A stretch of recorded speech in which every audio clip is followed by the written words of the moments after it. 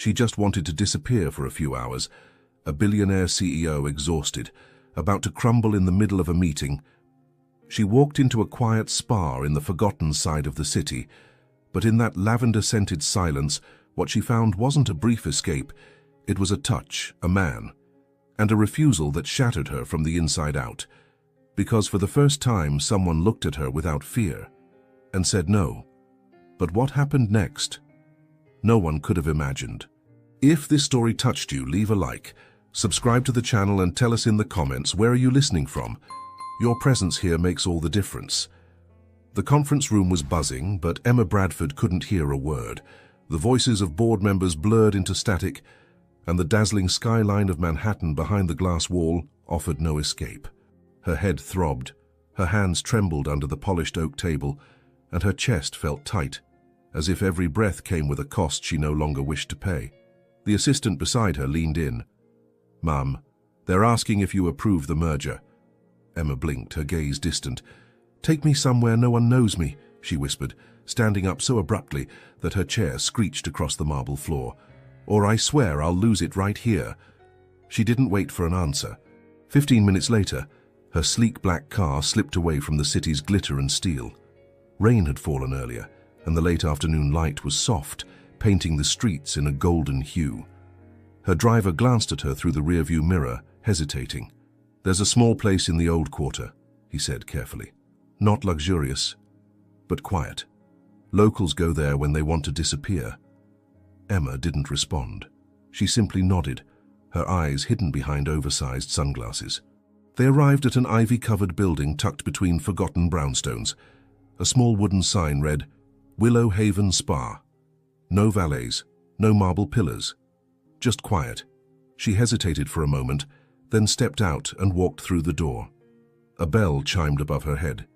The scent of lavender and eucalyptus embraced her like a memory she didn't know she had. The lighting was dim, golden.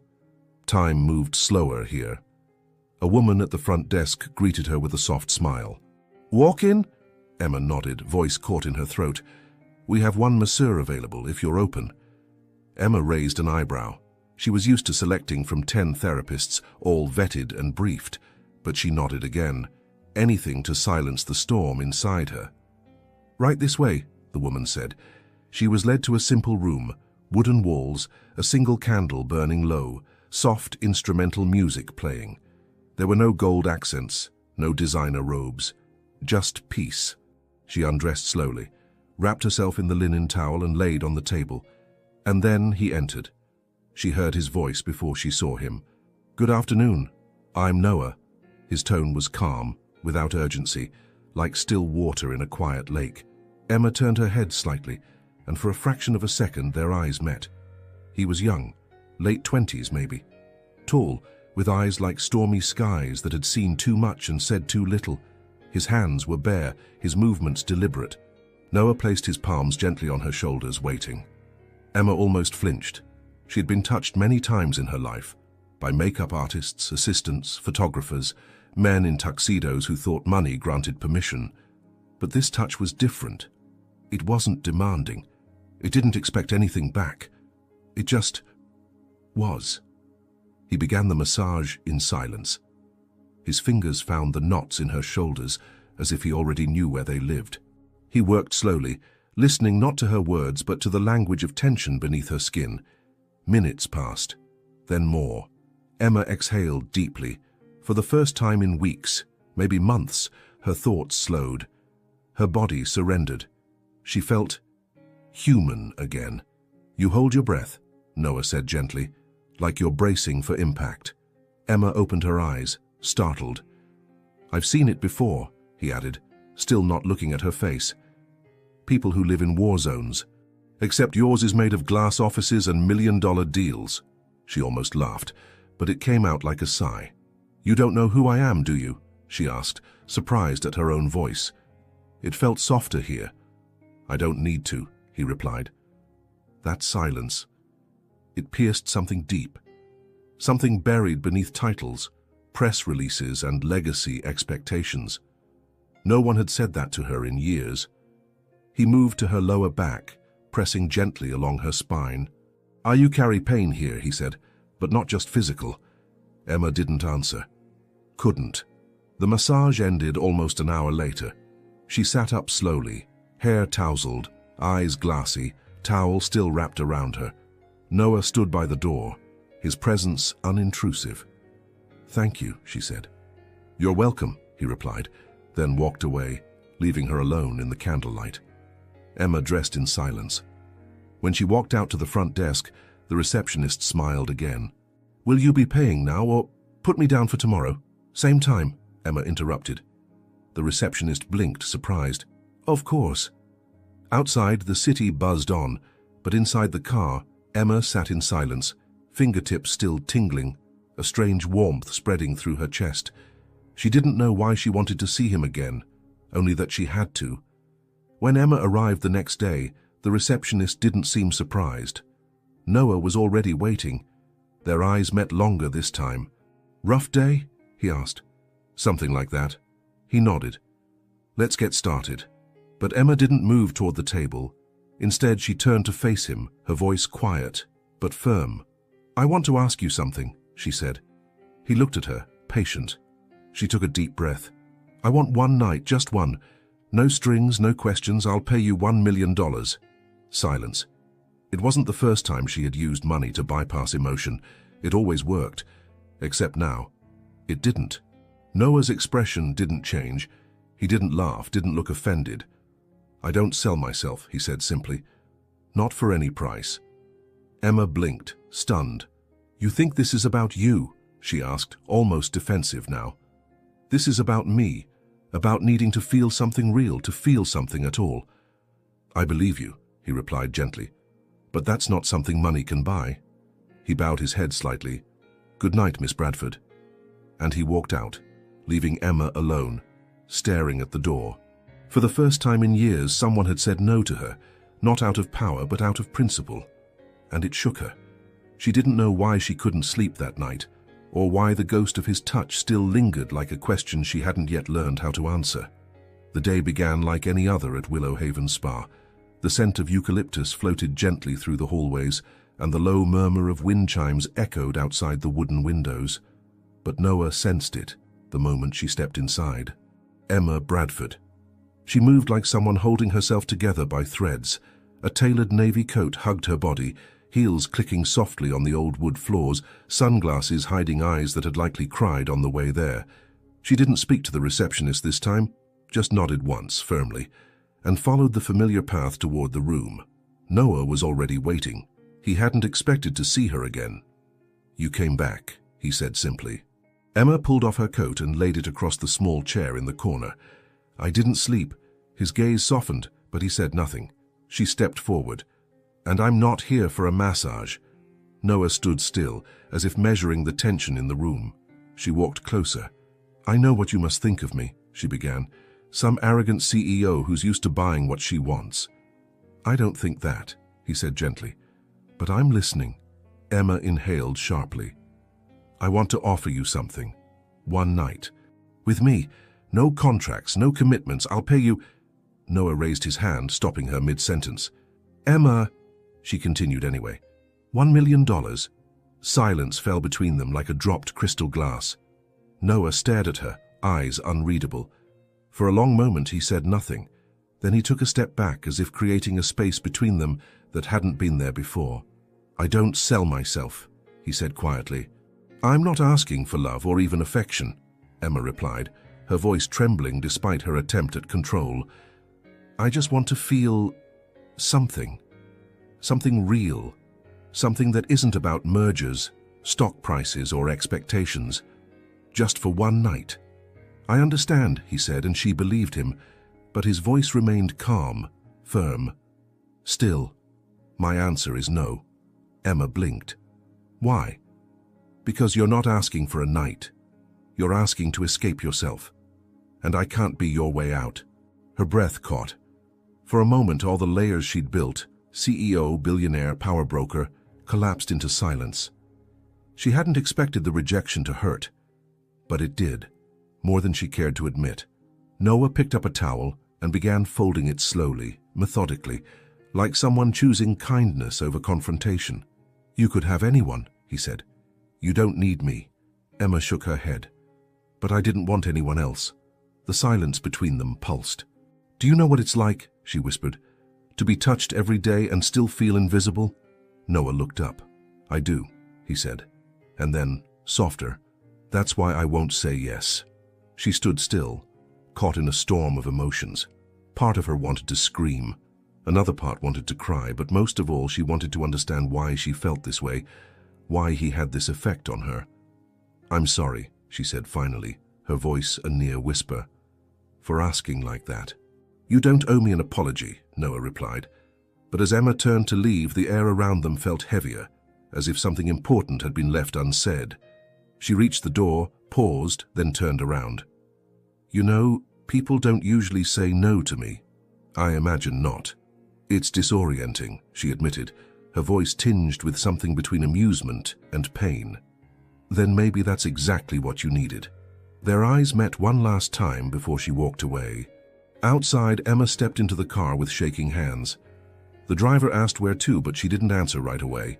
Instead, she pulled out her phone, typed in Noah's full name, Noah Miller, then again with variations, Noah M. Spa, Noah Massage Therapist, Noah Willow Haven. Nothing.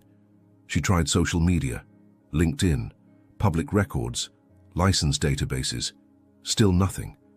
The man had no past, no digital fingerprint, no trace of existence outside the four walls of that spa. It didn't make sense. Emma sat back in her seat, stunned.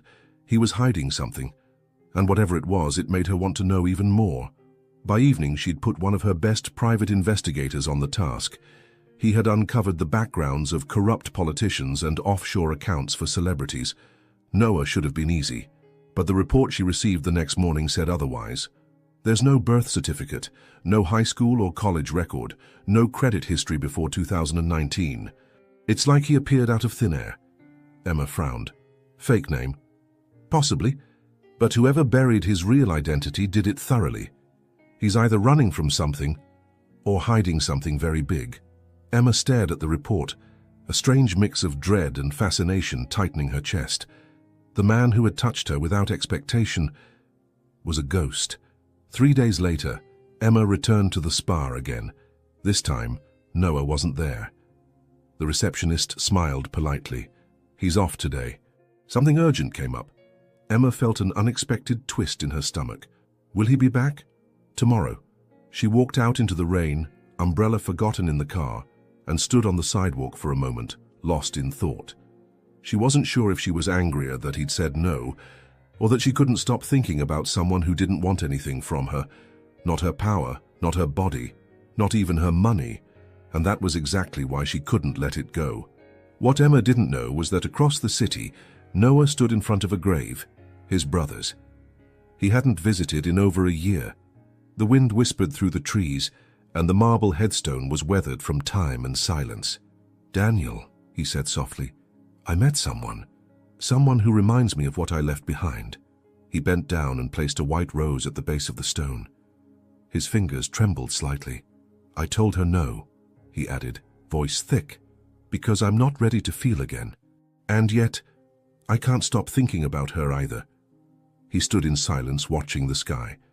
Somewhere between grief and hope, a shift had begun, but neither of them knew yet where it would lead.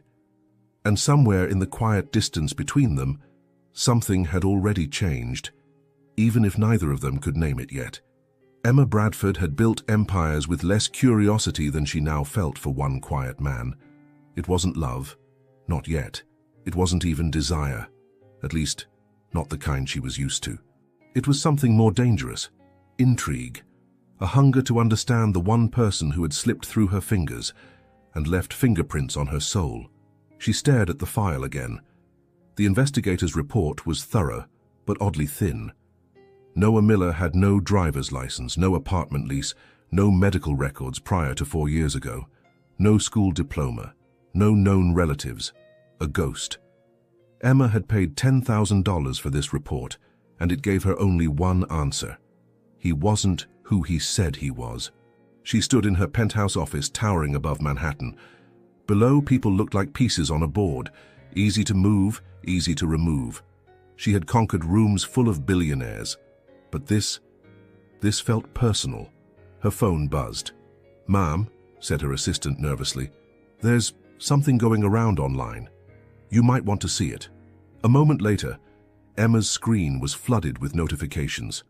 It was a video, grainy, slightly tilted, taken on a hidden phone. The setting was unmistakable: Willow Haven Spa. Emma was in it. So was Noah. The clip showed the moment she made the proposal, and the exact moment he turned her down. His calm voice, her frozen reaction, the awkward silence. Then it cut to black, and the internet exploded. CEO rejected. 1 million nope. Massage gate. The memes were brutal. One photo had her face edited onto Leonardo DiCaprio's Titanic character. "Make me feel something, Jack. I'll pay you." Another had Noah with a Jedi lightsaber. "The massage awakens." Emma threw her phone onto the couch, her face burned, her stomach twisted. How had that moment, so raw, so private, become a global joke? And worse, how had someone been there to record it? An hour later, she was on the phone with Willow Haven's manager. "I want him fired," she said coldly. A pause. "I'm sorry, Miss Bradford," came the voice, calm and oddly amused, "but I don't think that's something I can authorize." Emma blinked. "Excuse me?" "The spa belongs to Mr. William Carter. He makes the staffing decisions." The name hit like a slap. William Carter, the elusive, quietly powerful man who had ties to nearly every industry in the country: tech, wellness, defense, even international politics. Emma frowned. Why would someone like Carter own a tiny spa in the old quarter? The woman laughed softly. "Let's just say he values peace and loyalty." Click. Emma sat in silence. Why would someone like Noah be connected to someone like William Carter? Unless, her eyes narrowed. She opened her laptop and typed in William Carter's name. Photos filled the screen. Galas, charity events, global forums. In one image, he stood smiling in front of a corporate building in Seoul.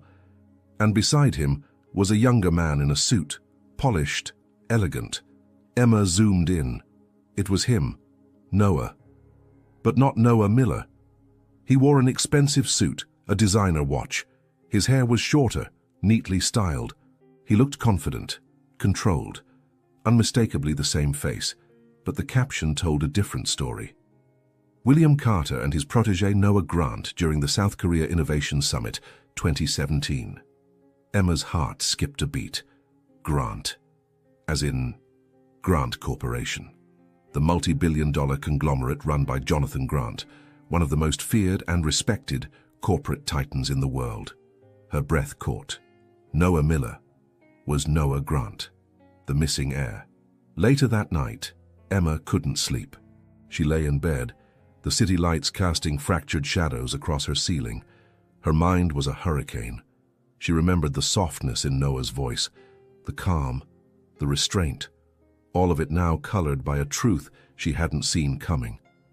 Why would someone born into that much power walk away from it all? What had happened? And why was he hiding now, working in a quiet spa, living like a ghost? Her fingers hovered over her phone, tempted to call. But she didn't. Instead, she typed a message. "We need to talk. You know who I am. Now I know who you are." She didn't send it. Something in her told her that this wasn't just about unmasking a stranger anymore. This was about secrets. His, and now, maybe hers too. The next day, Emma returned to Willow Haven. She didn't book an appointment, she simply waited.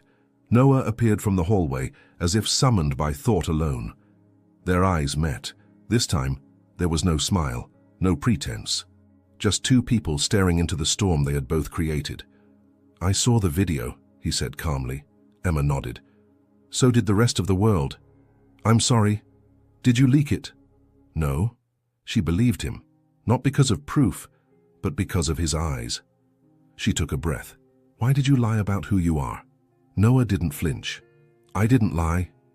I just stopped telling that story." She stepped closer, arms crossed. "So it's true. You're Noah Grant." His jaw tightened. "I used to be." Emma watched him. His face, his voice, his silence, all of it suddenly made sense and none of it did. "You disappeared," she said. "You erased yourself." "I had to." "Why?" Noah looked past her to the candle burning behind her shoulder, then back at her. "I'll tell you," he said softly. "But not here." "Where then?" He hesitated.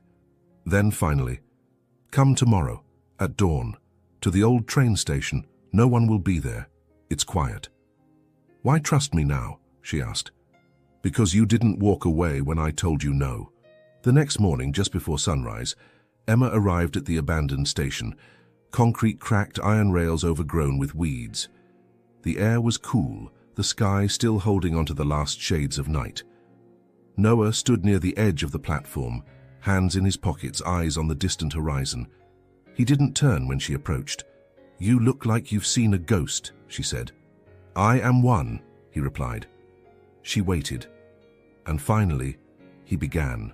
But what Noah was about to reveal would change everything she thought she understood. About him, about legacy, and about the silence that follows unimaginable loss. Emma Bradford had faced ruthless competitors, hostile takeovers, and scandal-hungry journalists, but nothing had ever felt like this. Nothing had stripped her dignity so quietly and publicly. All at once. It wasn't just that the video had gone viral, it was how fast it happened. Within hours, her rejection had become entertainment. By the end of the week, it was legend. TikToks reenacting the scene, podcasts psychoanalyzing her emotional fragility, comedians making jokes about the CEO who offered $1 million for a hug. Everywhere she turned, there were whispers, people watching her a little too long. Smirks from executives during meetings, tweets from rivals laced with fake sympathy. She tried to ignore it, tried to be the Emma Bradford everyone feared and respected, but even she wasn't invincible. Especially not when the board of directors called an emergency meeting. The room was colder than usual. 17 men and women sat around the polished mahogany table, and every pair of eyes was on her. One director cleared his throat. "Emma, would you like to explain the footage circulating this week?" She didn't flinch. It was a personal moment, taken without consent. Circulated illegally. Another director, older and sharper, leaned forward. "Emma, we've always supported your aggressive leadership style, but when your personal actions damage the public perception of Bradford Enterprises—" "Public perception," she snapped, "or male fragility. Because last I checked, men like Elon Musk and Richard Branson do worse on a daily basis and still get invited to summits." A few heads turned. One woman tried to hide a smile, but the older man didn't budge. "We're not here to debate gender politics. We're here to protect our shareholders." Emma stood slowly, spine straight. "Then let me remind you that in the last fiscal quarter, I delivered a 23% growth rate despite global disruptions. You want to fire me for having a heart attack? Fine. But you won't fire me because I made an offer to a man who had the dignity to say no." Dead silence. Then a slow clap. Just one. From Julia Crane, the youngest board member. "Well said." The meeting adjourned with no vote. But Emma knew the damage wasn't over. She returned home that night and threw her phone across the room. It shattered, just like her image.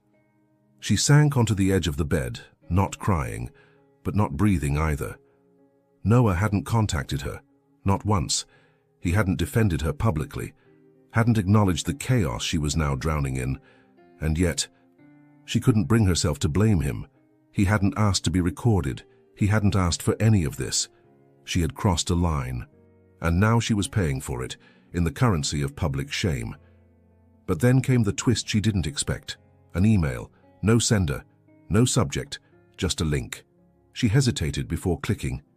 It was a photo, grainy, scanned from an old newspaper, maybe 10 years ago. In it, William Carter and a much younger Noah, dressed in an Armani suit, standing in front of the Grant Corporation headquarters in Chicago. Not Noah Miller, Noah Grant. Emma froze. So it was true. He wasn't just a mystery. He was missing royalty. And suddenly everything made sense. His posture, his restraint, his ability to read people like books no one else could open. Noah wasn't a masseur. He was a man in hiding. Emma made some calls, discreet ones. And what she found only confirmed the impossible. Noah Grant had vanished 5 years ago. No press release, no obituary, no scandal. Just disappeared. Rumors swirled that he had fought with his father, that his younger brother had died under mysterious circumstances, that he had walked away from billions, and now he was giving massages in a spa tucked behind a bakery. She couldn't stop pacing. Every time she thought she had seen the world at its deepest, another layer peeled back. Who was this man? And what had happened to make him disappear so completely? The next morning, she showed up at Willow Haven unannounced. The receptionist blinked. "Miss Bradford, I need to speak with Noah." "I'm afraid he isn't seeing clients this week." "I'm not a client," the woman hesitated. Then quietly she said, "He left town this morning, said he needed time." Emma's heart dropped. "Where did he go?" "I don't know."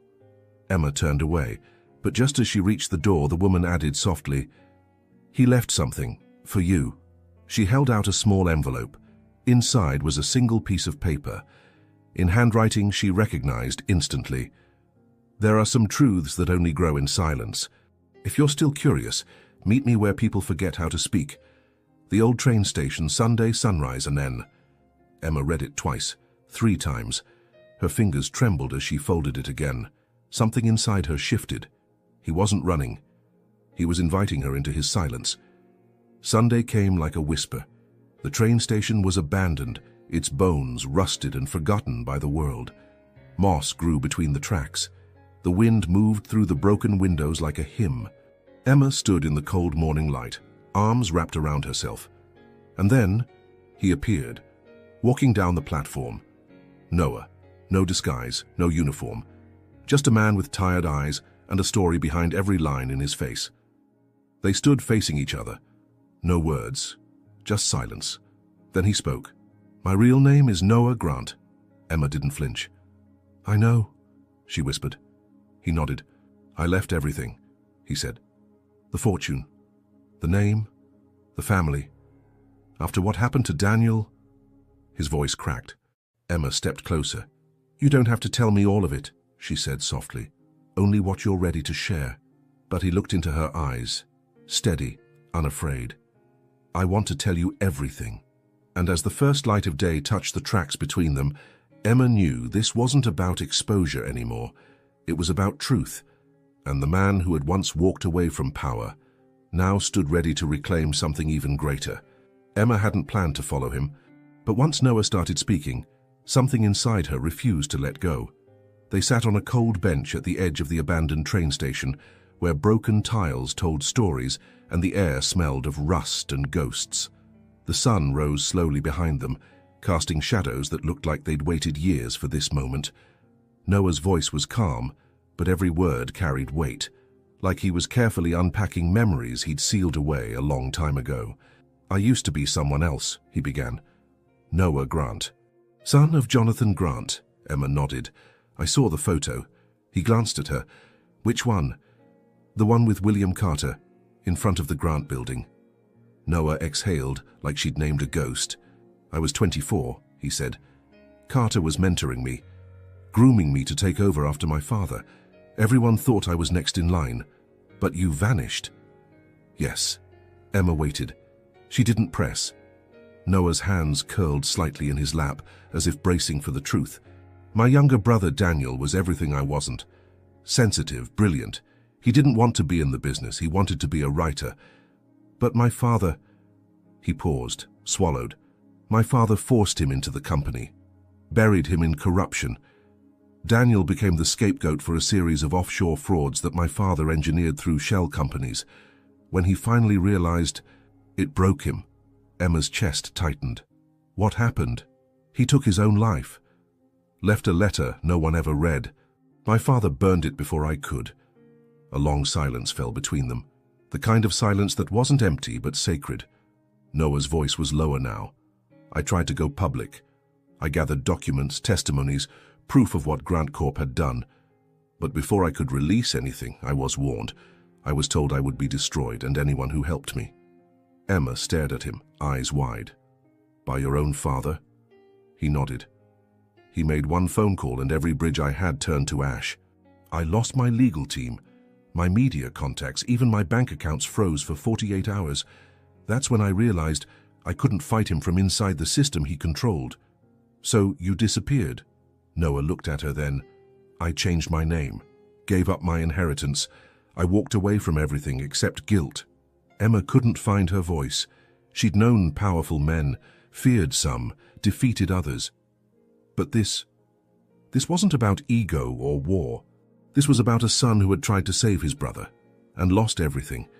And yet there he was, sitting next to her, solid, present, not broken, just quieter. Why a spa? She finally asked. Noah gave a soft smile. Because touch is the only thing left in this world that doesn't lie. You can't fake sincerity in your hands. Emma looked down at hers, hands that had signed billion-dollar deals, fired people, built legacies, but not once had she thought of them as instruments of truth. Until now. Later that day, back in her apartment, she stared at the old photo again. There he was, Noah Grant, smiling next to William Carter, both in suits, both unaware of what was coming. She zoomed in. In the background, on the glass doors of the building, was the etched logo of the Grant Corporation. It felt surreal, like looking at the ruins of a civilization and realizing one of its survivors had been hiding in plain sight. Suddenly, her phone buzzed. A message. No name. Just coordinates, and a time midnight. Emma hesitated only a second before grabbing her coat. The location was a private gallery on the Upper West Side. When she arrived, the door was unlocked. The place was empty, except for a single spotlight shining on a photograph mounted on the wall. She stepped closer. It was another image of Noah, but different. Not corporate, not posed. It was a candid shot. He was younger, barefoot, sitting on a rooftop, his head tilted back in laughter, eyes closed. Pure, alive, free. Emma's throat tightened. Behind her, footsteps echoed. She turned. William Carter. The man moved slowly, hands behind his back, like someone walking through memory. "I thought you might come," he said. Emma didn't speak. "I took that photo," he continued, nodding toward the wall. "It was the last time I saw him truly happy." Emma swallowed. "Why are you showing me this?" "Because Noah trusts you," Carter said simply. "And because he'll need you soon." Her eyebrows pulled together. "Need me for what?" Carter stepped closer, his voice softening. "Jonathan Grant knows Noah is alive, and he's planning to move." Emma's stomach dropped. Carter continued. "He's already started the first strike, targeting Bradford Enterprises, leaking information, corrupting your vendors, undermining your deals.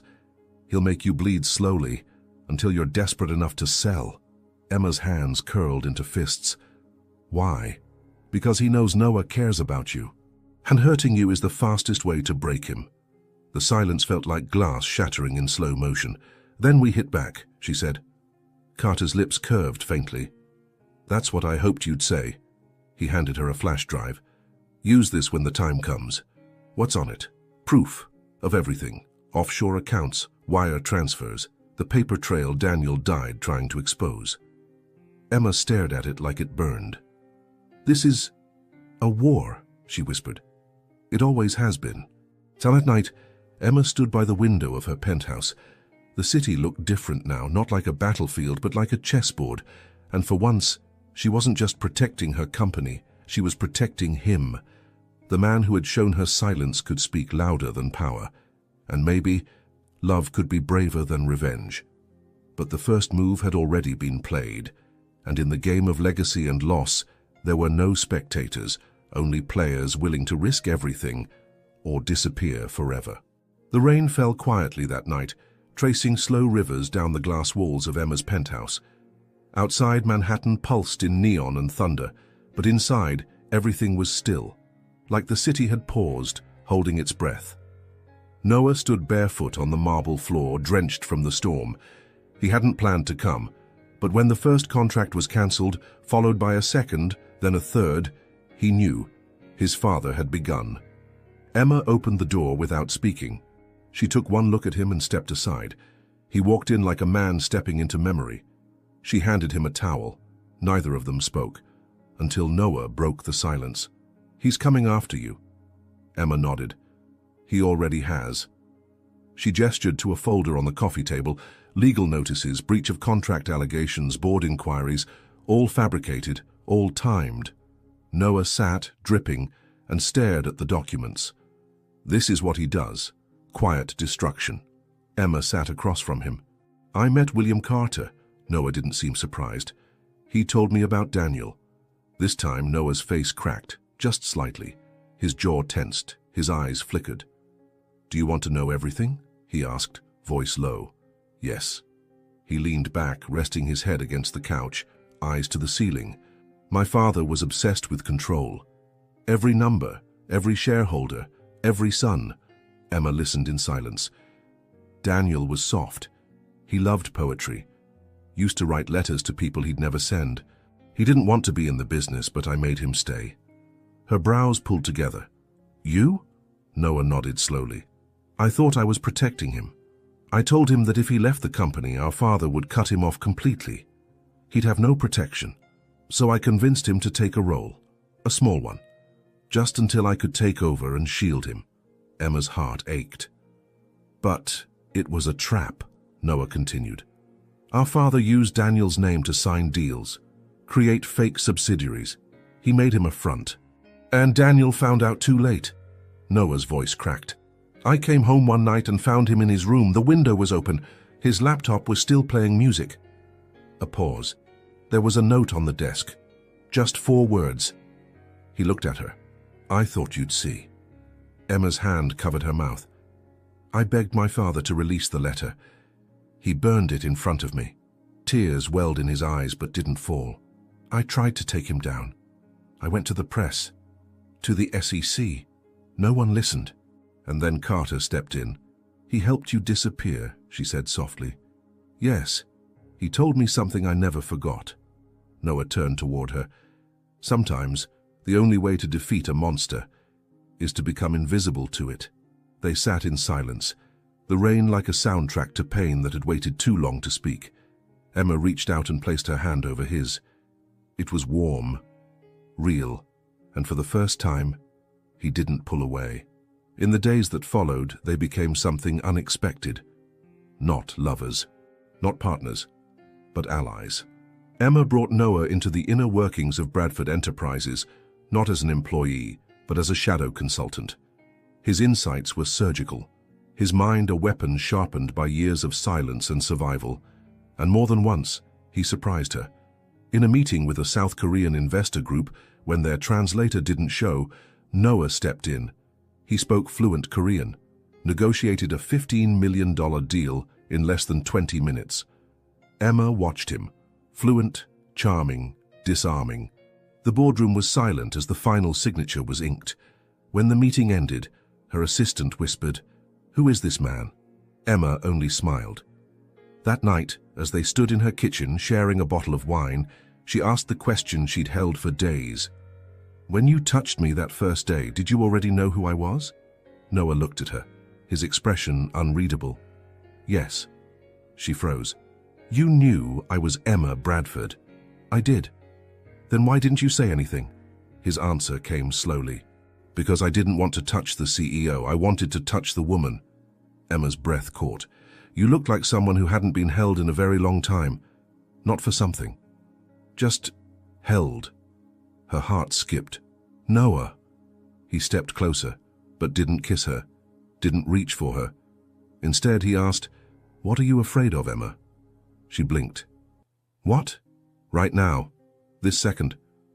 What are you most afraid of?" She didn't answer. Not with words. Instead, she leaned forward and rested her forehead against his chest. And in that silence, they both understood. This wasn't just business anymore. This was the beginning of something that neither money nor legacy could control. But the storm hadn't passed. It had only shifted. Because just 3 days later, Emma received an email from an anonymous account. Subject, "You're next." Attached was a dossier, pages of emails, call logs, and financial reports, all doctored to imply Emma's company was involved in fraud. If made public, it would collapse Bradford Enterprises overnight. She forwarded the file to Noah. He replied within minutes. "It's my father's signature strategy. Dirty your hands so no one asks about his. We need to act fast." Emma stood at her office window, trembling. "They want me to sell." "To him," Noah replied. "Through a shell company. He'll buy you out. Rebrand it. Wash the blood. You'll vanish like I did." "No," she said. He looked at her. "You'll lose everything. I already lost more pretending I had it all." Noah smiled, just barely. And then he said the words she didn't expect. "Let me take it back." "What?" "My name. My position. The fortune. Everything I left behind. Let me take it back. Not for revenge. For us." Emma blinked. "You'd do that? For me? For Daniel," he said. "And for the future I want with you." But neither of them knew the cost yet. And as Noah began the process of reclaiming his identity, the world that once rejected him stirred like a giant awakened from slumber. Because sometimes the only way forward is to confront the grave you buried your past in and decide whether to rise or be buried with it. The days that followed were quiet, but not empty. Emma and Noah no longer spoke in half-truths. The silence between them wasn't avoidance, it was understanding. A kind of sacred stillness that didn't require performance, only presence. Every morning they met before sunrise. She brought coffee, he brought strategy. Their war wasn't being fought on battlefields, but in emails, boardrooms, and back doors of legal systems built to protect empires like Jonathan Grant's. Noah wasn't just back, he was reclaiming. He moved like a man who had once been trained to rule and had chosen instead to disappear. But now he walked through corridors with intent, reading legal documents like confessionals and dismantling traps his father had spent decades setting. Emma watched him closely. It would have been easy to fall in love with his brilliance. But what undid her was his gentleness, the way he poured tea without asking how she liked it, but always got it right, the way he touched her lower back when she leaned too far over spreadsheets, like a quiet reminder to breathe, the way he never looked at her as someone to be impressed, but someone to be seen. They didn't talk about love, it wasn't time, but it was there. In the pauses, in the way their fingers brushed when exchanging pens, in the way Emma laughed at 2 a.m. over a typo, and Noah looked at her like she'd just rewritten gravity. The Korean investor deal had been a breakthrough. After Noah's unexpected fluency and charisma sealed the $15 million contract, word began to spread. Bradford Enterprises wasn't collapsing. It was transforming, but the board wasn't convinced. They didn't like the secrecy, and they certainly didn't like Noah. At the next meeting, the tension was palpable. Julia Crane, the youngest board member, stood first. "Miss Bradford, it's come to our attention that you've brought in an unvetted consultant, one with no corporate credentials, no professional history, and no visible ties to the business world." Emma smiled slowly. "You're referring to Mr. Miller?" "Yes." Emma turned to Noah, who stood quietly at the far end of the room, hands folded. "Would you care to introduce yourself?" she asked. Noah stepped forward. "Good afternoon. My name is Noah Grant." A pause. Former heir to the Grant Corporation, graduate of Yale, multilingual, former strategist for William Carter's private equity firm, and the man whose brother died trying to expose the corruption your competitors now attempt to mirror. Silence. Gasps. The older board members sat back in shock. A few looked pale. Julia blinked. "You're that Noah Grant?" "I am." Emma stepped in. "He's also the reason we secured the Seoul investment and the man behind the restructuring proposal you all approved last week under the name Project Resurge." Another pause. A ripple of realization moved through the room. "You deceived us," one board member said. Emma's tone was calm, steady. "I protected this company, and I won't apologize for using brilliance that didn't come with a LinkedIn profile." Noah glanced at her then, just for a second, and something passed between them. Not just pride, trust. Later that day, Emma leaned against the conference room wall, shoes off, tie loosened. Noah handed her a glass of water. "You didn't have to defend me." "I wasn't defending you," she said. "I was honoring my choice." He smiled, then sat beside her. "What now?" she asked. Now we build something they can't take." She looked at him. "Together?" "Yes." The following week, they worked on a joint venture proposal, an ethical investment branch under Bradford Enterprises, with Noah as a silent partner. Emma would present it as a long-term strategy pivot towards sustainability and transparency, language the board could digest without choking. It was smart, clean, untraceable to vengeance. They worked late into the night, mapping out the structure, the brand, the funding flows. And when the last page was printed, Emma stood and stretched. "We just created a $40 million division in 6 days," she said, half laughing. Noah walked over. "We're good together. Professionally," she teased. He paused, then gently tucked a strand of hair behind her ear. "Not only." Her breath caught. They stood close, closer than before. But he didn't kiss her. Instead, he asked, "What are you afraid of now?" She smiled sadly. "That we're building something real, and the world will find a way to ruin it." His response was simple. "Then let's build it anyway." On Friday, Emma was scheduled to fly to Charleston for a major tech summit. It was a perfect opportunity to announce the Ethical Expansion Initiative, but she was hesitant. Noah offered to come. She refused at first. "It's your father's territory." "I know. He'll retaliate. He already has." She hesitated, then agreed, but she set a condition. "We go as professionals, no press, no attention." He nodded. "Understood." But nothing about what happened next would be quiet. At the Charleston summit, Emma delivered one of the most powerful speeches of her career, clear, visionary. Ethical capitalism with a human face. She had barely finished her closing line when the moderator interrupted. "Miss Bradford, we have breaking news. Your company's stock has just surged by 12% following your keynote. Investors are responding faster than anyone anticipated." Applause erupted. Emma blinked, then smiled. She looked at Noah. He didn't smile back. He was staring at his phone, eyes narrowed. "What is it?" she whispered. He turned the screen toward her. It was a leaked email from a fake internal account, claiming Emma's partnership with a former criminal had compromised her fiduciary integrity. Below that, a manipulated document tying Noah to an offshore scandal. Emma's knees went weak. "Who released this?" Noah's jaw tightened. "My father." And just like that, the tide began to turn. But what neither of them knew yet was that their next move wouldn't just save a company or protect a name. It would determine whether love built in silence could survive the sound of war. They didn't even have time to celebrate. 1 minute, Emma Bradford was being hailed as a visionary. The next, she was trending again for all the wrong reasons. The leaked email spread like fire. Anonymous, precise, malicious. It claimed that Emma had forged partnerships with a man tied to financial crimes abroad, and that Bradford Enterprises was quietly diverting funds to untraceable accounts.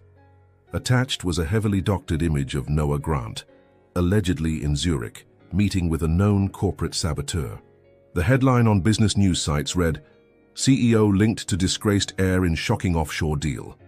Within hours, board members were calling for an emergency audit. Vendors froze payments. Investors pulled out of 2 upcoming partnerships. Emma's phone didn't stop ringing. And still she stayed calm. But when she looked at Noah, something in her eyes had changed. It wasn't doubt, it was fight. They returned to New York that night in silence. The car ride from the airport felt longer than usual. The city lights didn't comfort her. In the back seat, Emma stared out the window while Noah scrolled through files on his phone. "It's him," he said finally. "My father." "I know. He's sending a message. He's making a mistake." Noah glanced at her. "Emma, you're losing everything because of me." She turned to him sharply. "No, I'm choosing this. Don't confuse that." He paused. "They'll try to remove you. Let them try." Her voice was steel. But later in her apartment, she stood barefoot in the dark, watching her company's stock price fall in real time. And for the first time in years, her hands trembled. The next morning, the board held an emergency session. Julia Crane was one of the few who showed up in person. Most joined via secured conference call. "Miss Bradford," one voice said flatly, "we're facing potential collapse. Lawsuits, Media disaster, employee walkouts. Another chimed in. You brought a liability into this company. I brought a brilliant strategist, Emma replied, and I stand by that decision. He has no formal position, someone else added, and you concealed his identity. I protected a man from a system that nearly destroyed him. You may have destroyed us in the process. The debate grew louder. Emma remained composed, until one director said, We move to vote for your temporary suspension, pending full investigation. Silence. Julia looked at Emma. Do you want to say anything? Emma stood. Her voice didn't shake. I've built this company from the ground up. Every glass ceiling you've seen me break, I've bled for it. You want to investigate me? Fine. But understand this. If you push me out now, you won't survive what's coming. The vote passed 7-4, effective immediately. Emma Bradford was suspended as CEO. She didn't cry. Not when she cleared her desk.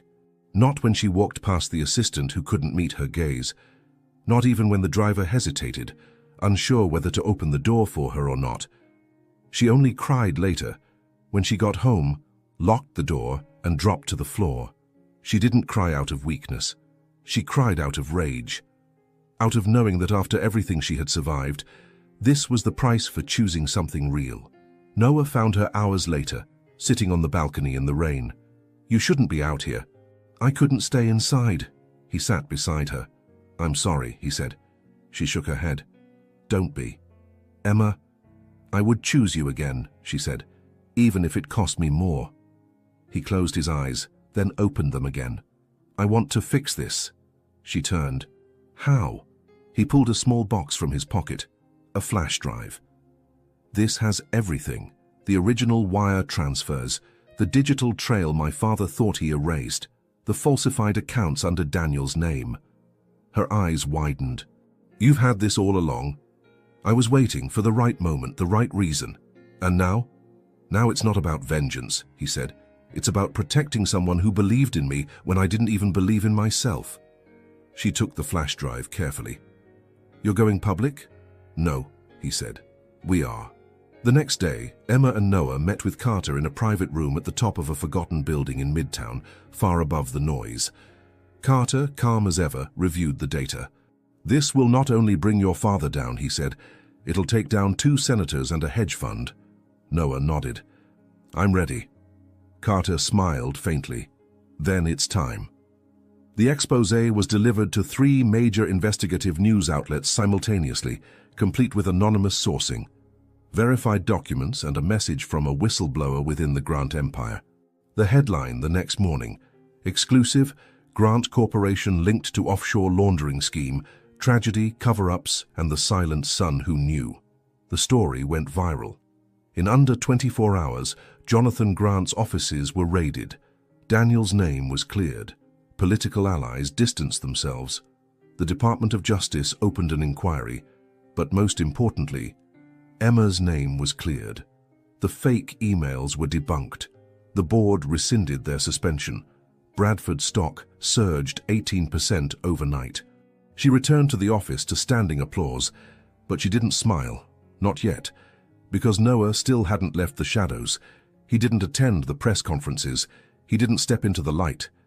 He watched from behind the glass as the world finally learned what he had carried in silence. And when Emma found him that evening, alone by the elevator, he looked tired, hollow. You did it, she said. No, he whispered. We did. She walked closer. He didn't move. I should feel something, he said. But I don't. Not joy, not peace, just numb. Emma placed a hand on his chest. You will.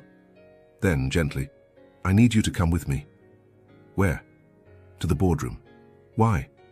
Because I want them to hear it from you. Hear what? But Emma only smiled. You'll see. 15 minutes later, Noah walked into the boardroom. Clean suit, steady hands. A room full of the same people who had doubted him, whispered, judged. He stood before them, not as Noah Miller, but as Noah Grant. And he said just one thing. I'm making a formal offer, gasps. I want to buy Bradford Enterprises, he continued, at 20% above market value, full acquisition, immediate transfer. Emma stared at him, stunned. "What are you doing?" she whispered. But Noah didn't look at her. He looked at the board. "This company was nearly destroyed for standing next to me. I'm going to protect it, permanently." One member laughed. "You can't be serious." But Carter walked in. Behind him, 2 legal representatives, 3 advisors, and a federal investigator. They all sat down, and Carter said calmly, "He's serious." And in that room for the first time, a man who had once run from everything stood up and took it all back. The boardroom had never been so silent. Noah stood at the head of the table, the man they once labeled a ghost, now undeniable, unshakable, and very much alive. In front of him, stunned faces wrestled with disbelief. Some of them remembered him from years ago, as a boy, as a shadow, as an heir who vanished when power demanded presence. Now he had returned, not to ask for a seat, but to claim the table. "I'm offering to buy Bradford Enterprises at 20% above market value," he repeated calmly, his voice steady. "Full acquisition, immediate transfer of ownership rights to ensure the company can no longer be used as a pawn in private wars." Emma's breath caught. She hadn't known he would do this. She didn't ask him to. She didn't want him to. And yet, watching him now, a part of her saw what she hadn't before. This wasn't just strategy. This was redemption. One of the board members finally cleared his throat. "Mr. Grant, what would you do with the company?" Noah turned slightly, his eyes meeting Emma's. "I'd give it back." Gasps echoed through the room. He clarified. "Bradford Enterprises belongs to the people who built it, the people who stayed when the headlines turned. I'm not here to steal it. I'm here to protect it, from men like my father and systems that reward destruction." Julia Crane leaned forward, visibly moved. "Why now?" Noah answered without hesitation. "Because the woman who leads this company chose truth over survival, and because I'm done hiding." A hush fell again. Then Carter spoke. "If no one objects, we're prepared to finalize the transfer of voting rights, temporarily." Another pause, then nods, some reluctant, some in awe, but all of them understanding. Noah Grant was not a threat. He was the storm they hadn't seen coming. After the meeting, Emma confronted him in the hallway. "You should have told me. I didn't want you to talk me out of it." "You know I would have." "I know." They stood inches apart, the city swirling just outside the glass. Emma shook her head. "You've just bought my entire company." "I didn't buy it," he said softly. "I shielded it. For how long? As long as it takes." She touched his chest. "You know what people will say. I don't care. And if I did," his hand covered hers, "then I'd remind you of the first night you walked into that spa, and how I touched you like you mattered, not because of what you built, but because of who you were." Tears welled in her eyes.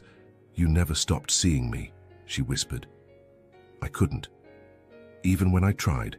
The next week was a whirlwind. Noah held his first public press conference as the rightful heir of Grant Corporation. He acknowledged the whistleblower leaks, confirmed the internal corruption, and formally distanced himself from all activities related to his father's empire. "I am not here to inherit power," he told the cameras. "I'm here to build something new, transparent, accountable, and clean." Media outlets called it the corporate resurrection of the decade. Stock markets responded favorably. But none of it impressed Emma. What moved her was something quieter. The way Noah held the door for a janitor on the way out of a meeting. The way he still brought her coffee at 6:15 a.m., 2 sugars, 1 stir. And the way he still gave massages. Not professionally, just for her, late at night, in silence. Hands that no longer needed to heal the world, just remind one woman she wasn't alone. One evening, after a long day of back-to-back calls and new board appointments, Emma came home to find him on the balcony. He was barefoot again, like the night everything had started. Only now, there was no storm outside, just peace. She walked over and slipped her arms around him from behind. "You know," she whispered, "you never told me why you left everything before. What was the final moment? The one that made you walk away?" He hesitated, then turned to face her. "There was a contract on my desk," he said. "My father wanted me to sign off on a merger that would have buried Daniel's name beneath a subsidiary created to hide losses. It was like erasing his existence. He paused. I held the pen, and I couldn't move. I realized that if I signed it, I would become the man who killed my brother twice. Emma felt a tear fall. So I left, he added, and I thought disappearing was the only way to survive. And now? He smiled faintly. Now I know surviving isn't the same as living. She reached up and cupped his face. And this is life, he said. Finally. But the final act of Noah's reclamation wasn't in a boardroom or a press event. It was in a quiet courtroom in Beijing. There, with the help of international counsel, he petitioned to unlock the last of his seized assets, investments he'd made before disappearing, frozen by legal grey zones his father had manipulated. It took months, but the ruling came through. He was awarded full control of the Grant Trust, real estate and equity shares once buried under shell corporations. Just over 230 million, released and cleared. When the funds were wired, his lawyer turned to him and asked, "What now?" Noah didn't hesitate. "I'm going home." Back in New York, he stepped into the boardroom of Bradford Enterprises one last time. Emma was already there, seated at the head of the table. He placed a document in front of her. It was signed by him. He slid over a small black box too. She opened it. A simple platinum ring. Noah smiled. "I'm not buying the company. I'm giving it back. All of it. Every share. Every vote." She blinked. "Noah, I told you I'd protect it. Now it's yours again." She stood, breathless. "And this?" she whispered, lifting the ring. He walked closer. "This is mine," he said, "but I want it to be ours." Then, quietly, earnestly, no cameras, no witnesses, he knelt. "I love you, Emma Bradford. Not the CEO, not the legend. Just you. Will you marry me?" She didn't cry. She nodded and whispered, "Yes." But as they held each other in that glass room above the city, neither knew that the man who once tore them apart had one final gesture left to give. The boardroom was empty now. The ring still sparkled softly on Emma's finger as she stood near the window, her eyes tracing the horizon where sunlight met glass and steel. She didn't know how long she'd been staring. Maybe minutes, maybe a lifetime. Noah was gone only a few hours, back to finalize the legal handover, to tie the final knots of a life that had once held him prisoner. But in his absence, the silence felt different. Not cold, not lonely, just wide, like the space between chapters in a story you're not ready to end. Emma turned the ring slowly, remembering the weight in his voice when he asked, "Will you marry me?" There had been no grand speech, no audience, no performance, just truth. And maybe that's why she had said yes without hesitation, because for once in her life something felt right, without needing to make sense on paper. She smiled, until a knock came. She opened the door expecting Noah, but found Carter. His expression was calm, but something lingered in his eyes. "Emma," he said quietly, "there's something you should see." They sat in her office while Carter placed an envelope on the table. "Came this morning," he said. "No return address, but the seal is his." Emma didn't need to ask who his meant. She opened it slowly. Inside, a letter, typed, signed, Jonathan Grant, and a second item, a small card, heavy, textured. She read the letter first. "Emma, I never imagined the day would come when my empire would tremble because of touch. And yet here we are. I watched you for months, studied every move you made, and still, I underestimated you. That was my final failure. You were not the weapon I feared. You were the mirror, the one that showed my son who he could be without me. You won. Take good care of him. He was always more heart than I deserved, but perhaps you'll know what to do with a heart like that." Jonathan Emma's hands trembled slightly. She picked up the card. It was an invitation, a symbolic one word on it, release. She turned it over. A number written in ink, the name of a private trust, and the instruction for the Bradford Grant Foundation. Her breath caught. "He's donating?" she asked, stunned. Carter nodded. "He's dissolving one of his oldest shell funds. transferring the full amount anonymously to the foundation you and Noah announced last week. Emma sat down. How much? 20 million. She looked up. Carter's voice softened. Some monsters don't ask for redemption. They just leave it behind, quietly. That night, Emma met Noah on the rooftop of their building. He had candles lit, music playing softly from a speaker. He turned when he heard her. His smile faded when he saw the envelope in her hand. You got it, he said. She nodded. I wasn't sure he would. He didn't write to you, she said. I know. Emma stepped closer. He wrote about you. Noah's throat tightened. I can't read it, he whispered. You don't have to. She held out her hand. Just come here. He stepped into her arms. And for a long time they didn't speak. They just stood there, holding the pieces of a story that finally felt complete. Or maybe not complete, but whole. Days later, they stood barefoot on a quiet beach in Tulum. No photographers, no media, just close friends, Carter, Julia, and a vow that didn't need a cathedral to be sacred. Emma wore a simple white dress.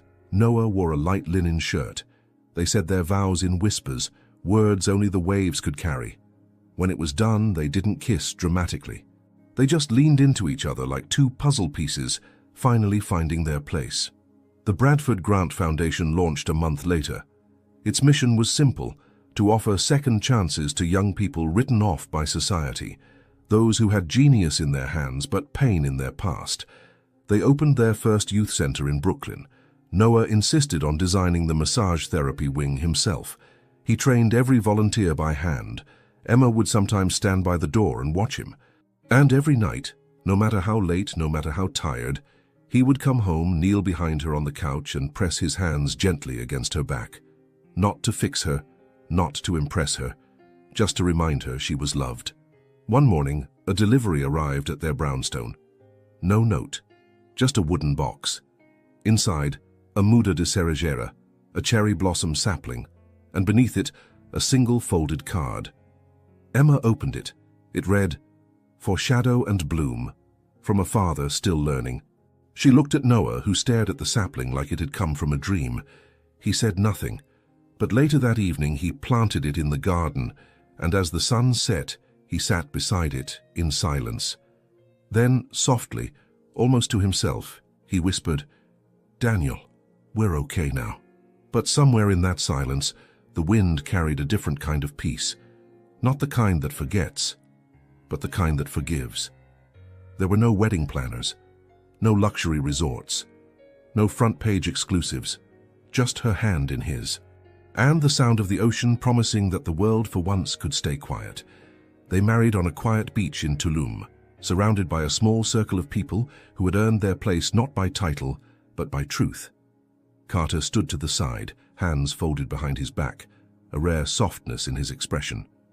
Julia Crane smiled through tears, the sun catching on her bracelet as she held Emma's bouquet during the ceremony. Emma wore white, but not the kind from magazines. Her dress was simple, flowing with the wind. No diamonds, no veil, just skin, soul, and the raw glow of a woman who had finally stopped proving herself to people who didn't matter. Noah wore a loose linen shirt, barefoot, calm. They said their vows not like actors in a scene, but like survivors who had rebuilt their own language from silence and scars. "I didn't know love could feel like this," Emma whispered. "Like rest." Noah looked into her eyes. "You were the first place I ever felt safe." When the ceremony ended, there was no kiss choreographed for a photographer. They leaned into each other quietly. Two lives, once fractured by legacy and power, now folded together into something new, something theirs. The celebration was soft, intimate. A meal by candlelight, laughter that echoed into the waves, stories shared between people who had seen what ambition can destroy and what vulnerability can restore. That night, as the others slept, Emma and Noah walked barefoot along the shore, fingers intertwined. She stopped suddenly, eyes on the stars. "You know what the best part is?" she asked. He turned to her. "No one owns us anymore." Back in New York, the transition was fast. Noah formally returned control of Bradford Enterprises to Emma, keeping a minor silent share under his name, not for influence, but for faith. The headlines were relentless for weeks. Power couple or redemption story? Emma Bradford and Noah Grant rewrite corporate history. From massage table to boardroom, inside the new empire of love and legacy. But Emma ignored all of it, because something more important had begun. The Bradford Grant Foundation opened its doors 6 weeks after the wedding. Its mission: provide mentorship, funding, and emotional support for young adults coming out of foster care, group homes, or juvenile detention, with emphasis on emotional healing and practical business education. Noah insisted they offer massage therapy and trauma recovery classes as part of the core curriculum. "Touch saved me," he said during one of the early planning sessions. "It should be part of the way we save others." Emma had never seen him so alive. Not even during the company's biggest financial wins. He didn't just show up, he led, he belonged. On the day of the foundation's opening ceremony, they stood side by side in the Brooklyn facility. The media hovered outside, waiting for a statement. But inside, the focus wasn't on them. It was on the 22 students in the first cohort. Each one hand-selected for their resilience, each one carrying the weight of a story no one had ever asked to hear. Emma walked through the main hall in silence. It smelled faintly of cedar and lavender. The walls were lined with photos of hands, not faces, because here dignity began with being felt, not just seen. She paused at the door to the massage therapy training room. Noah was there, sitting cross-legged on the floor, guiding a girl no older than 16 through the anatomy of the spine. Her name was Kiara. She hadn't spoken to anyone for 3 weeks. Until Noah. Emma watched as he gently placed her hand on his shoulder blade and said, "People will try to shape you, but your hands will always know who you are." Kiara smiled. It was the first time Emma had seen her do that. And in that moment, something inside her settled. This was it. Not the empire, not the spotlight, not the legacy. This was what they were meant to build. Months passed. The foundation grew. A second center was announced in Chicago, a third planned in São Paulo. Emma returned to the CEO seat with quiet power, but no longer with the loneliness that once haunted her office. Noah remained in the background, exactly where he felt most useful. But at night, in their brownstone, he was all hers. They had a rhythm, dinner at the kitchen island, a walk through the garden, and always, his hands tracing circles on her back as she drifted to sleep. He never charged for it, never offered it like a gift. It was just part of who he was now, part of how he loved. Then one autumn morning a delivery arrived, a large wooden crate, no label, no note. They opened it together. Inside, a bronze statue, life-sized. A boy kneeling beside another boy, holding out a book. A small plaque at the bottom read, "For Daniel, and the brother who stayed." Emma covered her mouth. Noah stepped back. It was them. Not in detail, but in truth. And with it, a folded card, written in sharp, familiar handwriting. "Every empire I built turned to stone. But you built something that breathes. I won't come to see it, but I needed you to know. The story changed me too." "Jonathan." Noah said nothing, but later that night, he added the statue to the garden beside the now flourishing cherry blossom tree. He lit a single candle and stood there long after the flame had gone out. Because some legacies are inherited, others are chosen, and the most powerful ones are built in silence by hands that remember how to heal.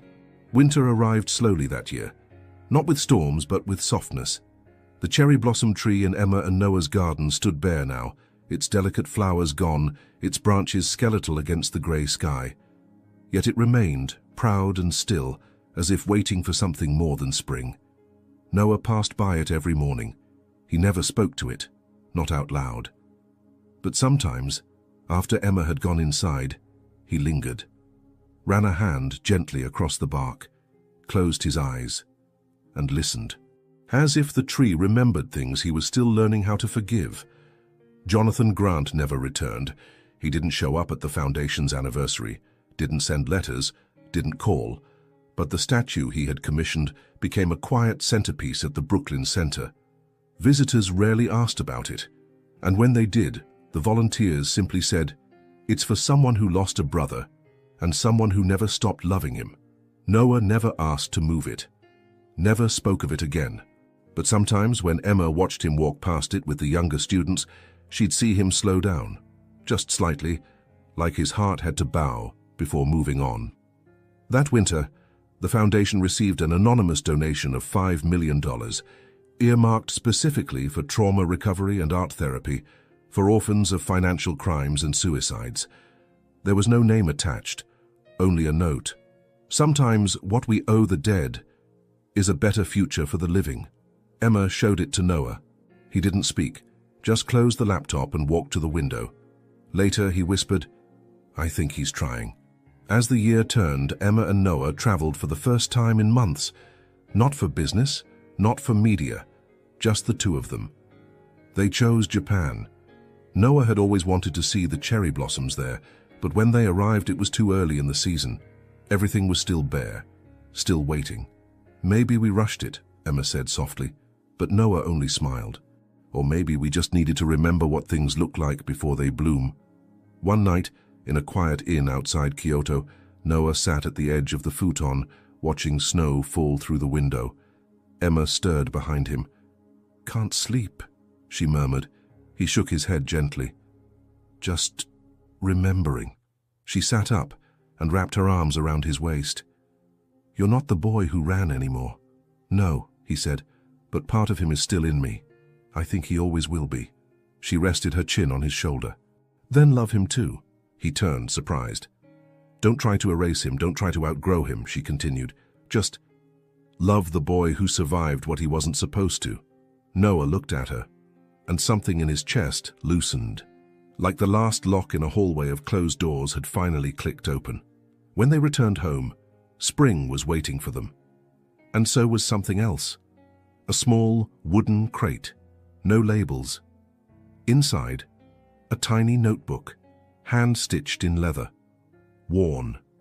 Quiet. It was Daniel's. Emma gasped when she saw it. There was no note, no explanation, only the initials on the inside cover. D.G. Noah opened it slowly. Page after page of sketches, letters, and journal entries from a boy who had wanted to be heard. Drawings of trees, quotes about stars, lines like, "What if love is not a feeling, but a place we return to when we stop performing?"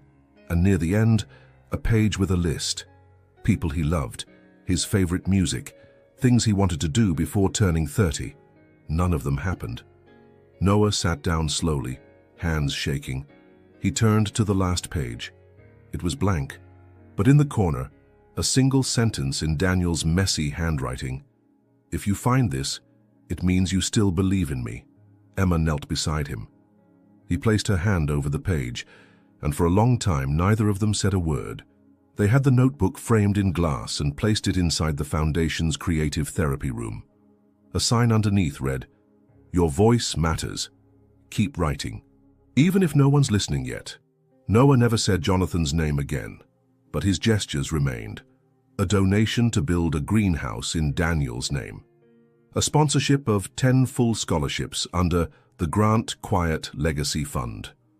An unnamed visitor who once walked the halls of the Brooklyn Center at midnight, leaving behind a note that read, "You raised him better than I did. Thank you." Noah never confirmed it was his father, but every spring he would step outside, look at the cherry blossom tree and place a stone beside its roots. Not a flower, not a plaque, just a stone.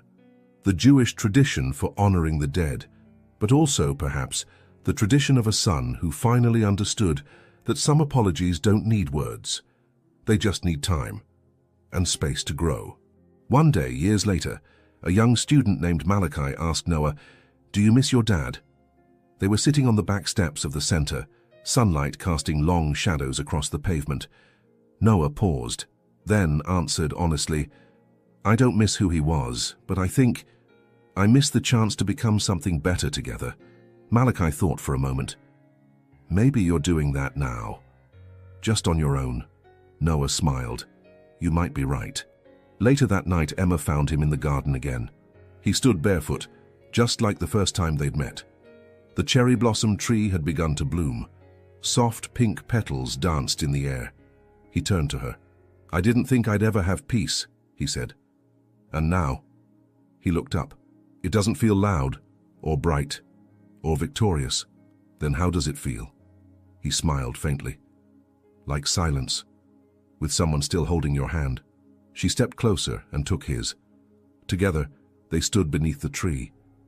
Wind, memory, forgiveness, and the quietest kind of redemption, the kind you don't win, the kind you learn how to receive.